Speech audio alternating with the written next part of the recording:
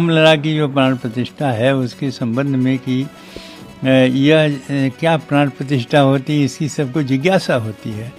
उस परमात्मा भगवान श्री राम और ये बनी हुई जो प्रतिमा है, इसमें उस साक्षात परमात्मा की सारी शक्तियाँ इसमें समाविष्ट हो जाएं।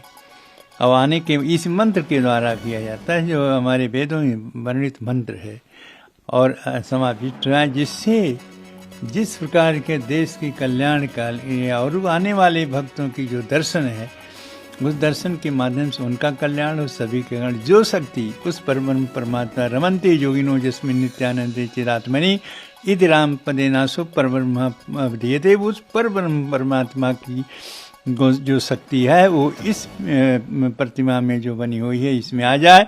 और जो शक्ति और जिस शक्ति से परमात्मा की तपस्या और उनसे हमको शक्ति मिलती है, हमारा कल्याण होता है, उसी इस प्रकार की शक्ति इसमें भी है।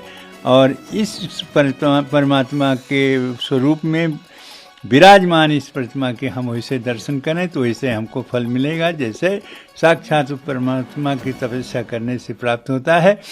यही है कि सारी शक्तियाँ जो भगवान राम की है वो इसमें समाविष्ट हो जाए, ये मंत्रों के द्वारा स्थापित किया जाता है।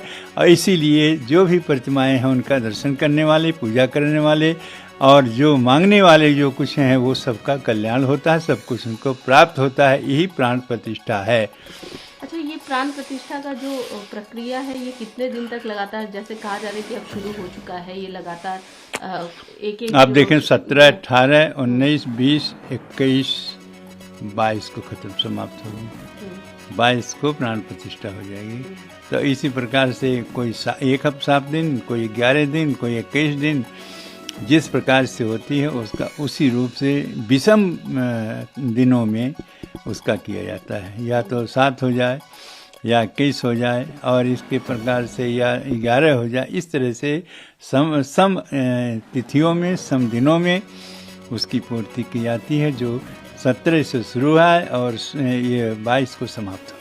लोगों के मन में एक जिज्ञासा है कि प्राण प्रतिष्ठा कैसे, मतलब किस किस तरीके से, ये जो क्या क्या शुरुआत में कैसे होता है, क्या होता है, लोग जानना चाहते हैं, क्योंकि रामलला की प्राण प्रतिष्ठा अब जानने के लिए जब प्रत्यक्ष रूप से सब हो रहा है तो इस पे जानने की मैं बताऊं, उसको जानने की अपेक्षा सब प्रत्यक्ष देख सकते हैं कि कलश यात्रा हुई, उसके बाद मूर्ति का जो ये नगर भ्रमण हुआ, उसके बाद में सरजू में स्नान हुआ, सरजू के जल लेकर के आए, ये सारी प्रक्रियाएं जो हैं सामने दिखाई दे रही हैं। ये प्रारंभिक है। उसके बाद उसी जल से, सरजू के जल से सारी जो जितने काम हैं वो सब कुछ पूरा किया जाएगा। तो सब पूरा करने के बाद में तब ये 6 दिन तक चलता रहेगा और अंतिम में 22 तारीख को पूर्णतया उस प्राण प्रतिष्ठा की जो मूर्ति है उसको जलाधिवास, उसको दुग्धाधिवास, उसको रखना, उसमें मतलब उसी में रखना, पुष्पाधिवास फूल में रखना, औषधि अस्पाद औषधि में रखना, अन्नाधिवास अन्न में रखना, फिर सब कुछ क्रिया हो उनको स्नान करा देना, स्नान करा के व्यवस्थित करके तब उस मूर्ति में मंत्रों के द्वारा प्राण प्रतिष्ठा, उसकी आँख बनी रहेगी, ये नेत्र पन्हा होता है। और वो अंतिम प्राण प्रतिष्ठा होने के बाद में जब उसमें शक्ति आ जाती है तब उस प्रतिमा को स्थापित किया जाता है।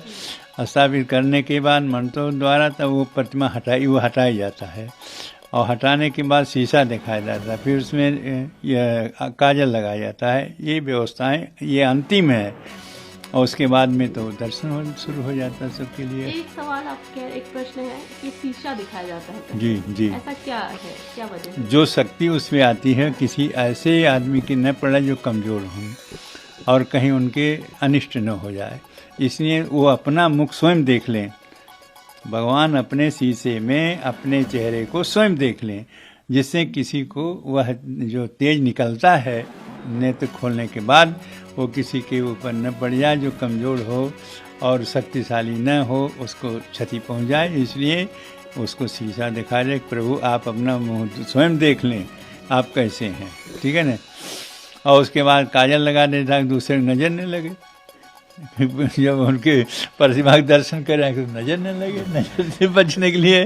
महाराज जी, ये जो स्वामी जी ने किया आचार्य वर्णन वर्णन आपका किया, तो उसके बारे में जरा बताइएगा, वो क्या विधि होती है? किसी उन्होंने में तो बताया। सारे संसार में जितनी भी वो विद्वान हैं और जो जजमान होता है, वो जजमान आचार्य का वर्णन करता है कि या जो भी आप करेंगे इस कार्य में, जो करेंगे, जो मंत्र जपेंगे, जो कुछ भी है, पूरा जो पूरा फल किसको मिलता है, तो उसको मिलेगा जो वहाँ आचार्य वर्णन किया है। तो आचार्य हमने वर्णन किया, तो जो वर्णन करने वाला है उसको मिलता है। जैसे जजमान आचार्य का वर्णन करता है और सारी गोत्र वोट सब लोग लेकर के मंत्रों के द्वारा कि आप जो भी मंत्र उच्चारण करेंगे और जो भी काम करेंगे, वो सबका फल जजमान को मिलेगा।